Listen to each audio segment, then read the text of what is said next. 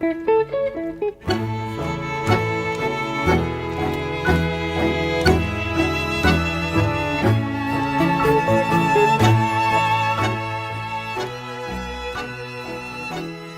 everyone, welcome back to the Tango Banter. I am Yelizaveta, your host. If this is your first time to my channel, welcome. And if you like what you hear and would like to support the growth of this podcast, you can do this by clicking that subscribe button and liking this episode if you do, and then also sharing this on your social media with your friends. I really appreciate your help in spreading the word about this podcast. As many of you know, I have been on a little bit of a break for the last little while, and I just want to update you on how it's going. It's been a really necessary time for me to sort of retreat and give a little bit of space for my mind to reset. So it's been a very welcome respite. And I am preparing to launch season 2 of the Tango Banter in just a little while. We've made some progress with that and already recorded our first episode of the Tango Banter between me and my fiance, Alex. I mentioned last week that that's what we were planning to do. And so we did it, and it went really well. And I think you'll really enjoy that episode, which will be airing in just a few weeks. So today I decided to reshare an episode that created a lot of conversation in my community. And that is the top 10 complaints that I hear women have and share about men in tango. These are complaints that I have personally had, as well as conversations I've had with other women. So this is the first of a 2-part series. So next week we'll review the other episode where it's the same topic but about women. At some point you'll hear me in the episode, I share my desire to create like a list that I can publish for dancers to reflect on about, things that they could be watching out for. So if you have things to add to this list, maybe you've been around for a long time and there's something that you're observing that's an issue that maybe people are not realizing, do share that with me. You're welcome to send me a message on social media. You can reach me at I'm So Tango on all social media channels. And also you can email me at connect@imsotango.com. Also, make sure you join my private Facebook group where we typically spend some time talking about these things on a weekly basis. And I host live sessions on Fridays. So if you're not a part of my community, you're welcome to join. All of the links to everything I'm mentioning are listed in the show notes. So you can find all the info there. All right, so here we go. Top 10 complaints that women have about men in tango. Enjoy. Now, today's banter has been on my mind for some time, and it's all about the most common problems that I experience leaders having. So this week's episode is going to be dedicated to leaders, and next week's episode is going to be dedicated to followers. So don't think that I'm just singling out the leaders. I think both groups have things to pay attention to, and I'm just starting this week with chatting about what are some of the most common problems that I feel that leaders might not be aware of that are causing some tension that might be preventing you from getting the dances that you want. Now, this list has been in the making for some time, and it's based on a couple of sources. One of them is my own experience on the dance floor for the past decade and more. And then also getting feedback from other women and other followers who've been sharing some of their experiences. So I invite you to reflect on your own dance if you're a leader and see if any of these things can be remedied for you, or if you find yourself thinking that you have a better approach to some of these things, you have a better practice, different tips that you might want to share with other leaders, go ahead and message me, because I want to create a list of suggestions and practical tools that all leaders can take advantage of to make their dance experience better. So the top 10 list consists of two categories. One is going to be more that has to do with body presentation and hygiene. And then the other category is going to be dealing with more of the technical aspects of the dance. So I'm going to lead in with the number one issue that followers complain about. And no matter how many times I ask this question, and I've asked this question recently in my private Facebook group, which, by the way, if you're not a member, please join. Would love to have you there. So there was a questionnaire that I did, like, what are, of all the things that, we encounter on the dance floor, what are some of the things that really bother us? And at number one was body odor. Okay, body odor is a consistent issue, of course, especially if there are many hours of dancing, like at a marathon or a festival. And I've encountered a wide variety of issues with body odor. And in general, the amount of sweat can really make somebody decide not to dance with you. Now, sometimes, everybody's a little different, and sometimes the amount of sweat does not equal body odor. Some people sort of get away with being sweaty but not smelly. Other times, they kind of go together. And then other times, it's body odor without sweat. Now, there are different reasons why body odor is created in the body. And some of them are diet, and perhaps lack of hydration can contribute to body odor. Also, one that you might not be thinking about is fabrics. I've noticed that there are times that I'll wear synthetic fabrics that smell fine, and they seem to be okay. And maybe I wore that shirt yesterday and I smell it a little bit before putting it on, and it's like, oh, it's fine. But then when you start moving, sweating, all of a sudden that fabric releases quite a potent odor. And so you might consider that when you're thinking about what you're going to wear. Now, there are different ways that certain men have learned to deal with being sweaty and to take care of their body odor or anticipate that. And here's where, gentlemen, I invite you to share with me your tips, because even last week at the festival when I was dancing with one of the dancers there, after the first song, I said, oh my gosh, you smell so good. How do you do it? What are your tricks? Because sometimes it's an art form. So some men decide to actually wear suits.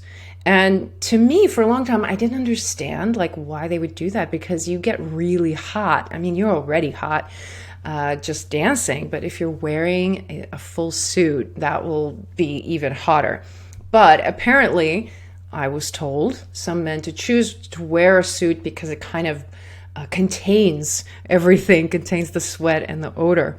So that's a strategy. However, be mindful of how many times you wear that suit, because if you wear it one time too many, then it will do the opposite. It will actually create more odor. And as a follower, or when I dance as a follower, I actually have a strategy to fish for those leaders that I want to dance with that typically sweat a lot, to get them early in the night and to avoid them when it gets a little bit later. So that's a real thing. Another suggestion I might have is to bring a change of shirts. So I've known leaders who bring 1 or 2 different shirts with them to change throughout the night. That really helps.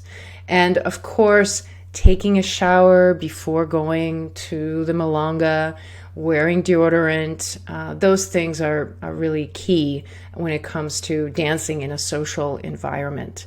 So even if you think that your sweat doesn't smell and your body odor is okay, I think it's a good idea to sometimes just ask.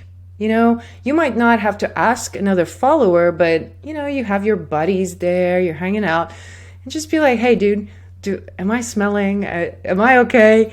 And somebody that would give you honest feedback, I think would be really useful, because there are so many times that I hear dancers say that they're not going to dance with somebody because they're just too sweaty. And I've had experiences that I've danced with dancers who are so sweaty, their shirt is completely soaked to the point where there's dripping off the shirt, like that sweaty.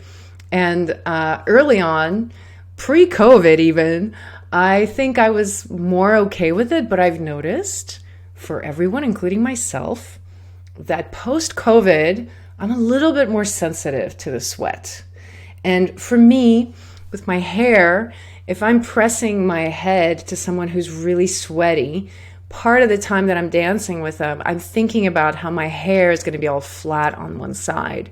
And so it sort of becomes part of my dance experience. And so if you'd like to make it easier on the followers, just have that consideration. Another thing that I've noticed some leaders do is they have a handkerchief that they use after every song to sort of wipe off the excess. And that really helps as well. So I think handkerchiefs just need to come back into fashion in general. And I think women have also issues with sweat, maybe not as much, but I'll talk about followers next week, so I'm not going to go into it too much, but just to start us off, sweating is probably the number one body concern that we deal with as dancers. Now, the second one, I think that is a close second, is bad breath. And it's a really tricky one to deal with because you might really want to dance with somebody, but if you're really sensitive to odor like I am, sometimes it's just a deal breaker. Now, having gone to Buenos Aires several times, I've been told, and I experienced this firsthand, that in Buenos Aires, it is epic how bad the breath can be with certain leaders. And it's just a consistent chronic condition. And it can get really, really bad to the point that it makes you sort of nauseous a little bit. Now, bad breath, a lot of times, is just a matter of not being hydrated enough. I didn't know this for a long time, but later I sort of learned that as long as you're drinking water throughout the night, that a lot of times helps. Brushing your teeth before going out to dance, being mindful of what you eat.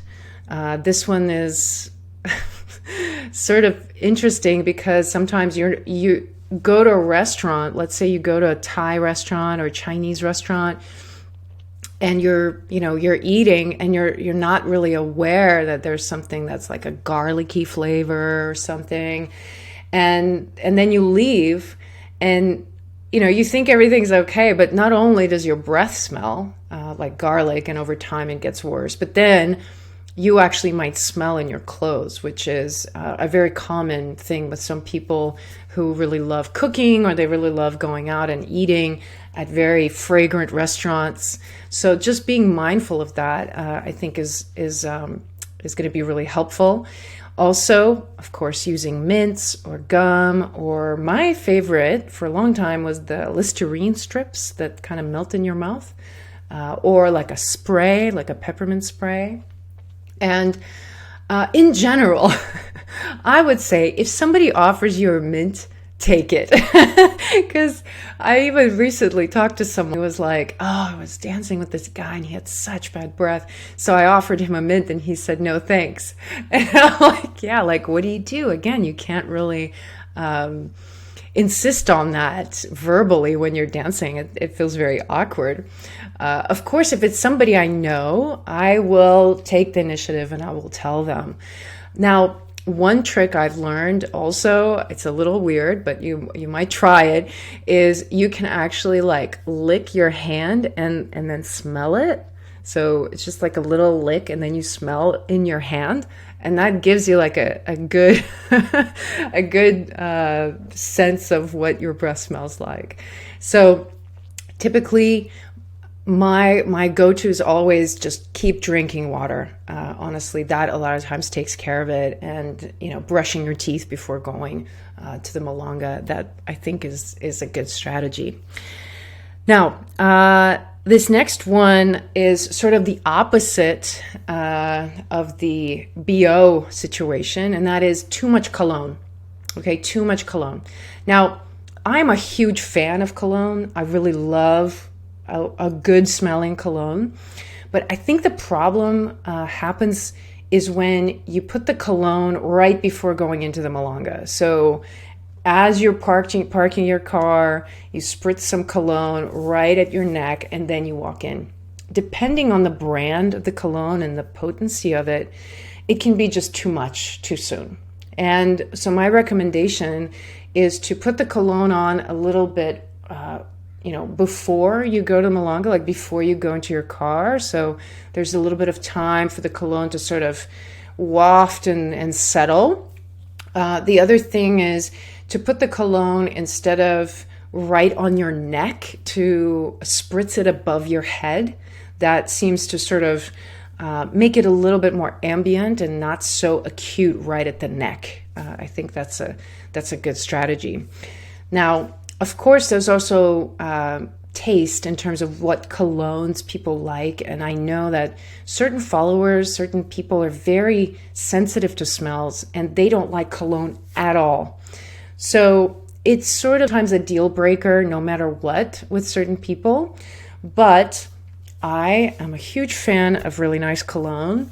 And in fact, I want to do sort of a survey of men's colognes and what kinds of colognes they use, because when it's a really nice cologne, it really adds to the experience. And when it's applied correctly and you already are showered and you don't have a lot of body odor built up, it actually helps you stay smelling fresh. And even if you get sweaty, it doesn't quite have the same impact if you're not wearing it. So the smell of the body odor doesn't necessarily become so prominent. So good cologne is good, but just being aware of when you're putting it on, whether you're putting it on right before the milonga, I would suggest waiting a little more before going out dancing. So doing it maybe an hour ahead of time is a good strategy.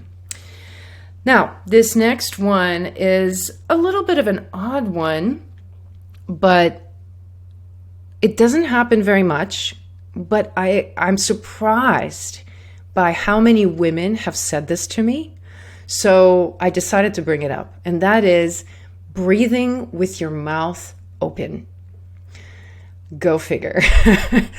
But apparently this is really uncomfortable for many women.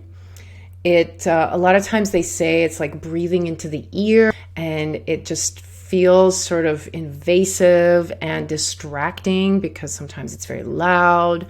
So breathing with your mouth open, I would suggest, is a no-no. I recommend not doing that no matter what. And you might not even know that you're doing it. You might not be aware of it. So just paying attention, for those of you who are kind of not sure whether you do it or not, next time you're dancing, kind of check in with yourself and see what your mouth is doing. And if you know that that's something that you do, then perhaps do it less, especially when you're dancing with somebody who's right at your height and your mouth is kind of in their ear. So I recommend refraining from dancing with your mouth open. Okay, and then this last one that's more of like a body issue, and kind of crosses over to some other areas, and that is drunkenness. Now, I see that there are certain dancers who really love drinking when they dance, and they kind of go into the milonga and they just start drinking.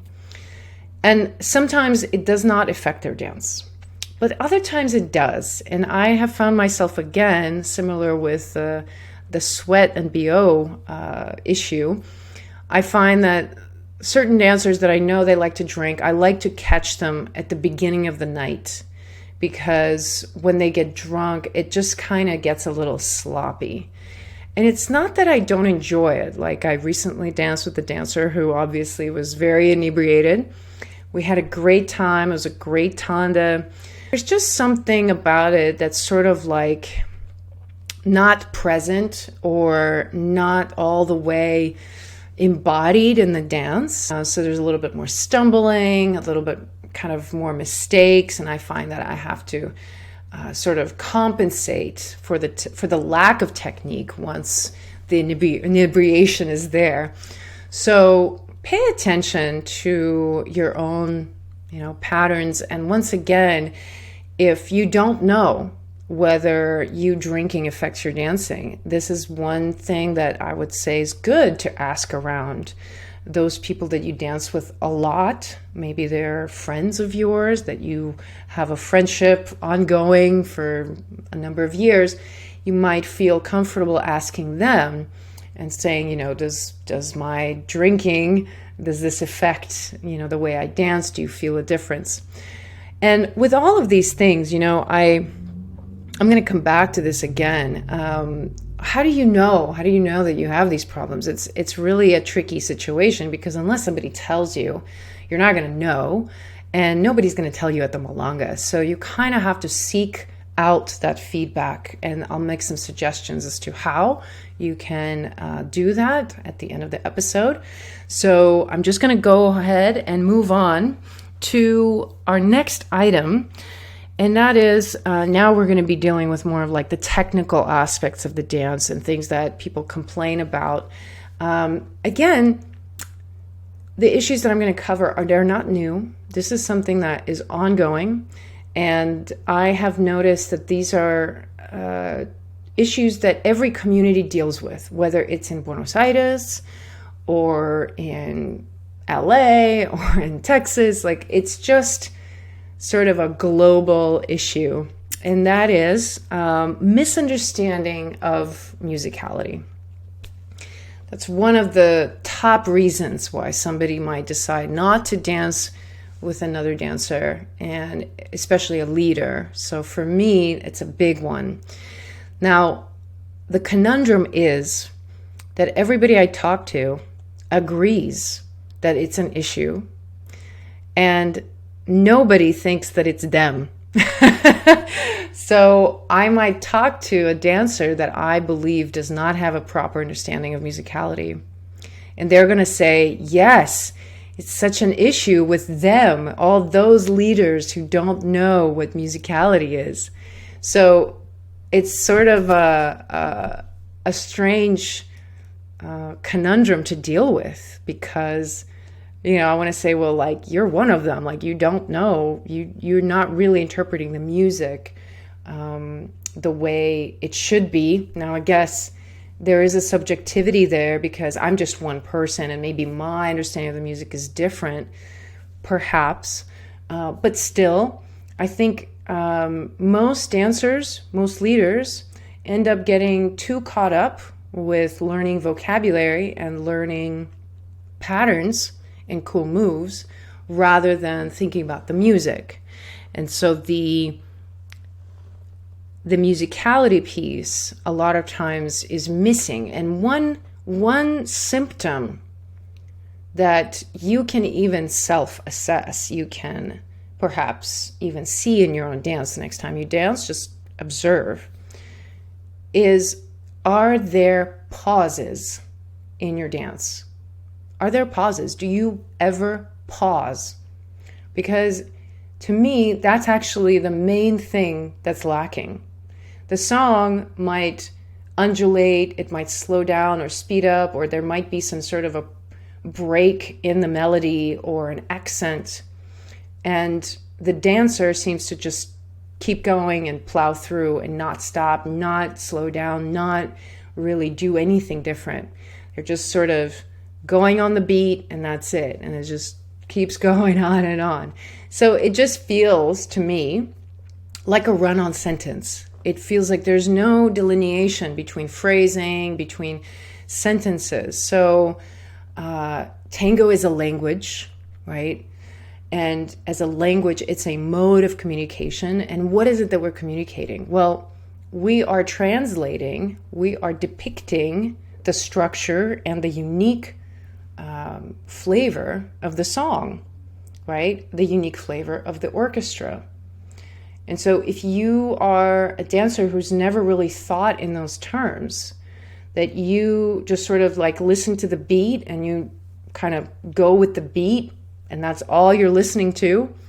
And if, ideas about distinguishing the melody line from the bass line, the bridges from the phrases, if those concepts are foreign to you as you're hearing them now, it's a good indication that your musicality prowess could be developed further.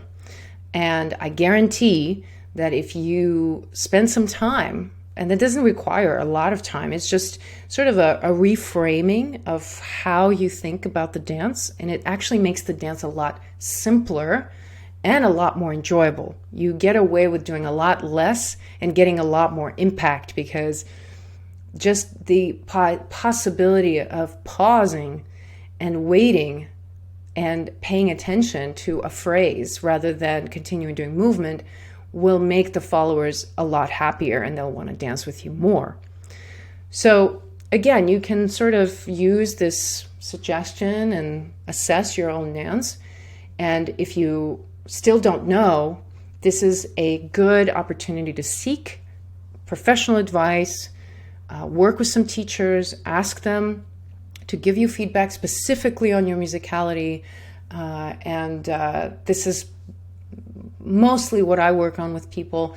So it's not a difficult thing to teach once you understand what it is that you're trying to get. But it's very difficult to convey the complaint, the feedback in a milonga setting. Nobody's ever going to confront you and tell you that you're not dancing on the music. And it's one of the biggest experiences, one of the most common experiences for me, is to, dance with somebody who thinks that they really have great musicality. And I'm just like kind of lost and wondering, how did they ever develop that opinion? It's very prominent. And it's, again, I reiterate, it's prominent in Buenos Aires the same way it's prominent everywhere else. I think there's this opinion that just because somebody really knows the culture and they come from it, like in Buenos Aires, that automatically they're more musical. That is not the case. Not everybody's automatically more musical, because you don't know what you don't know. If you're not a musician, if you have not spent time dancing other dance forms where you were taught how to phrase and how to listen to music, it's not necessarily a guarantee that you're going to be able to do that in tango. So I've gone to Buenos Aires several times and was actually pretty surprised by how unmusical certain milongueros are, who've been dancing for decades and decades, and they have that quality of just plowing through no matter what, just keep going on that beat, ocho cortado after ocho cortado, no pausing, no slowing down. It's actually quite common. So if you don't know the status of your musicality skills, I would definitely seek feedback from someone. Now, this next piece connects, because when you are not necessarily focusing on the music, This next piece is too much movement, too many patterns, too much ambition. And this is a very common issue. I think it's probably my least desirable dance is with someone who is just going with pattern after pattern. It's like they have a checklist in their mind and they're going gancho, staccato, boleo, back staccato. And I fairly recently, a few months ago, danced with a new dancer to me. And he was of that sort, and he was just doing one pattern after another. And after the first song, he looked at me and he said, "Wow, you can follow anything." And in my mind, I was like, that's what you're after? That's all you want? You just want somebody to be able to follow you? That's the source of your excitement? Now, I understand that when you first get into tango, when you learn new moves, it's very exciting and you want to do it, right? But ultimately, that is not why people dance tango. That is not why followers choose certain leaders. 100% of the time, all of the followers will tell you that they'll take musicality over fancy moves any day, right? They'll say that they would rather walk with someone musically and do very simple steps than choose somebody who has a lot of fireworks under their belt. So if you have been sort of riding that momentum of learning more and more patterns without consideration for music, and also if you kind of tend to be in a practice mode at the milonga, this is something I feel that happens, that leaders think that they are hiding it. They think that we might not feel it, but there's a definite difference in how the dance feels between when the dancer's really dancing, when we're really with the music, versus when somebody's practicing. It's a completely different experience. It's very tactile. It's very physical. So whenever you are at the milonga and you're in that state of mind of like, what was that move? Okay, I go with the right foot here, left foot there, and you're sort of in that mindset, that translates. And the follower will not feel connected with you. Now, sometimes you do that because you're nervous, right? Maybe you're new and you are afraid that the follower will be bored. That's a very common feeling. So you're trying to make it more interesting. You're actually trying to take care of the follower. But I tell you, it's a turnoff. It really is. Because what the follower wants is for you to just dance, right? For you to be connected to the music. For you not to be ahead of yourself and trying to plan what you're going to do, but just to be present, which is a much more vulnerable place to be. It's very scary. But even though it might not be as perfect, as refined and clean as you might want it to be, the follower will enjoy it more. 100% of the time, I tell you, and it's a phenomenon that I will most of the time prefer dancing with a less experienced dancer, maybe a beginner, who can have that quality of presence and just being there with me without an agenda, versus somebody who is just super advanced and is doing all sorts of movements all around. And it's like a nonstop roller coaster ride. So too much movement and practicing on the dance floor is a huge turnoff. Related to that is line of dance. Line of dance. Obeying the line of dance is the number one priority you have as a leader on the social dance floor. And if you as a leader tend to bump into other people, you experience your follower bumping into other people or furniture, and that is something that happens consistently, it's a good sign that you need to work on your navigation skills. Because once again, you're not alone in the room. You're with other dancers. And one of the markers of somebody who is a beginner dancer versus somebody who's mature and seasoned is the awareness that you are part of a whole. You are part of this multi-coupled puzzle on the dance floor, part of this beehive that's circling around for hours at a time. And it's a group effort, it's a team effort. You're not an island just by yourself, and your dance is not more important than other dancers. It's not a performance. You are there not to show off, although, sometimes it feels fun to sort of present yourself and be visible and other people seeing you. But again, it's a marker of a more mature, seasoned dancer when you can take a step back and put away that ambition of being seen and admired by other people and serve the well-being of the whole dance floor, all of the people who are there. It's like you're not only taking care of yourself and your partner, you're taking care of the people around you. And so this is something that I still work on, and I tell you, I'm not the best at it as a leader.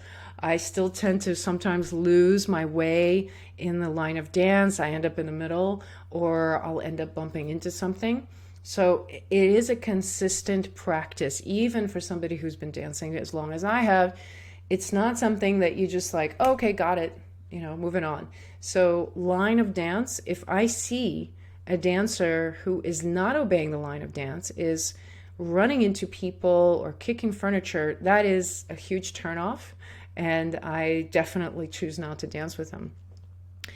I'll say this though, sometimes it's very hard to follow the line of dance when the space is shaped in a weird way. And we have a number of venues like that in Los Angeles, and I'm sure you have them in your communities, where it's like, it's not quite a rectangle, it's not quite a circle, there's some sort of weird poles in the middle of the dance floor, there's furniture. So it is harder sometimes. So those of you who are sort of paranoid that, oh my God, I bumped into someone, it happens. I think in an average night, if you bump in maybe 2 or 3 times, it's acceptable. We're all human. We're not perfect. But if it's consistent, where every tanda you bump into someone, that's a good point of reflection to think like, okay, I need to really hone down my skills of staying in the line of dance, which again, to stay in the line of dance, you got to let go of all those patterns and all those fancy moves, because those fancy moves don't belong on the social dance floor a lot of times. They belong on the stage as a performance. And I think that's something that we forget a lot of times. Now, I got just a couple of more for you. The next one is something that I work on a lot with people, and it always is surprising to my clients how big of a difference this makes for them physically and for their experience at the milonga. And that is bad posture. Okay. It is chronic. It's consistent. It exists everywhere, Buenos Aires and everywhere else. It's not a given that just because you're a tango dancer that you have good posture. Most of the time, if you're coming into tango without prior experience of a different form of movement, such as yoga or tai chi or in another dance form, you just never had that instruction or built an awareness of your posture, then it's very likely that your posture is suffering. And one of the biggest pieces of this is the head forward. Head going forward just a little bit will cause a huge amount of issues for your partner. So posture, I always is something that I look at. One of the first things I look at when I look on the dance floor and I'm assessing who I want to dance with, posture is right there at the top with line of dance. So if you're a dancer who tends to lose balance and you feel like you're on your tippy toes a lot, you feel like the follower can pull you off axis very easily, you also feel a lot of tension in your lower back or your upper back. If any of those things are happening, look at your posture. Okay, so that's a really big one and really essential, because ultimately, not only is it preventing you from having more dances, because there are dancers who will just say no to that, like myself, because it makes it very uncomfortable. It makes my body very uncomfortable. I also don't like when the head is pressing into my head very hard, and we have this reflex automatically. If there's contact between the heads, there's a tendency to push into it. And that's one of the worst things you can do, I think, posturally. It makes it very tense and very difficult for your partner. So I would suggest, depending on the height of your partner, your default should be that the heads are not touching. Like, that's the starting point. If the heads touch, it's just sort of like, it's just there. But you're not seeking to touch heads. And in fact, you're seeking the opposite. And a lot of times that will be my strategy. If I dance with somebody whose head is really pushing into mine, I try to sort of disconnect and sort of pull back. Sometimes it works and sometimes it doesn't, and their head comes forward even more. So really watch that one. That's a big one. Okay, so I'm down to my last one, and this one's a little bit more subjective, I guess. But I've had enough conversations about this with other women who kind of point to the same type of thing that I feel like it's good to bring up, and that is, in general, attitude. Sometimes there's an attitude that leaders have that they know best, that they're the ones who know what it's all about, and they need to educate the follower. I've seen leaders teach followers on the social dance floor, or correct them, or give them some sort of feedback, or just have this general air of superiority, that they have this experience and they know everything, and you should want to dance with them just because they're so amazing. That attitude is a huge turnoff, and for me, it actually betrays a lot of insecurity.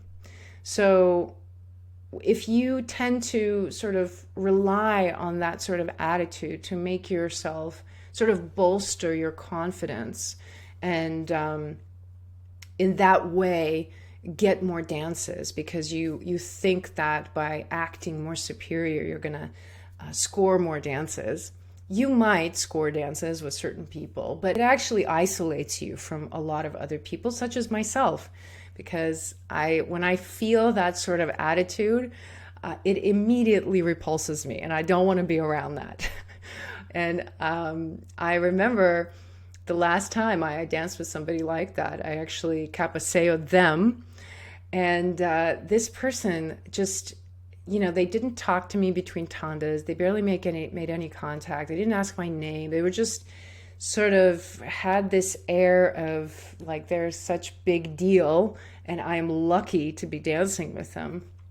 And obviously, I never dance with them again. And nowadays, if I feel even an iota of that, I just sort of push that away. So now, how do you know if these issues are something that you need to deal with? Of course, it's hard to self-assess a lot of times, so you need some feedback. And as I said, I'm going to make some suggestions as to how you can get that feedback in a polite and cordial way. So one is to ask a professional. Go to a lesson, sign up with a teacher, and ask them specific questions, perhaps about your musicality, about your posture, your technique, and get that feedback directly from them. Another way that's a little bit more novel that I recently learned about from another dancer who said that they got a message on Facebook from someone who asked them why they were rejecting their capaceo. And that gave the opportunity to this dancer to give them some feedback and suggest some things for them to do. So I think that it's a pretty good approach, that if there's a particular dancer that you're after and they're not responding to your capaceo, then you might send them a message and politely ask them what it is that is perhaps missing in your approach that they could give you feedback on. Now, of course, that requires a lot of vulnerability on everybody's part, and you have to proceed with an open mind, and you might not like what you hear. Maybe it won't be satisfying, the feedback that you do get. However, I do recommend to put yourself out on the limb because it just might be very useful, and it just might turn things around for you and give you a new perspective on your dance, and maybe open up the possibility of dancing more with dancers that you really want. So send them a Facebook message or an Instagram message. What you want to do is confront them face to face at the milonga or after. I think that's too confrontational and makes it a little bit uncomfortable, and it's unlikely that they're going to be honest with you. So I would recommend doing it off-site, away from the dance floor, and doing it in a way that gives the other person the opportunity to share or not share, respond or not respond. But it's a good exercise, I think, to open yourself up for some critique and feedback. And ultimately, we all need these avenues for communication off the dance floor. So this is just one of the novel ways that I feel could be useful for us dancers to employ. So that's my list. That's my list of most common issues that I feel are present in our community with the leaders. There might be some things I haven't mentioned, and if you want to send me a message and send me some of your insights as to what else could be added to the list, please reach out to me. And also reach out to me if you have some more tips, especially when we're dealing with the more body presentation stuff. If you know of different hacks for making yourself fresher, stay fresher longer, I would appreciate it, because I'd like to make a list that I can share with dancers. And you can reach me at I'm So Tango on social media, or email me at connect@imsotango.com. So hope you found this episode helpful, and we'll banter on next week talking about the most common issues that I observe with followers. Until then, have a great week. Ciao.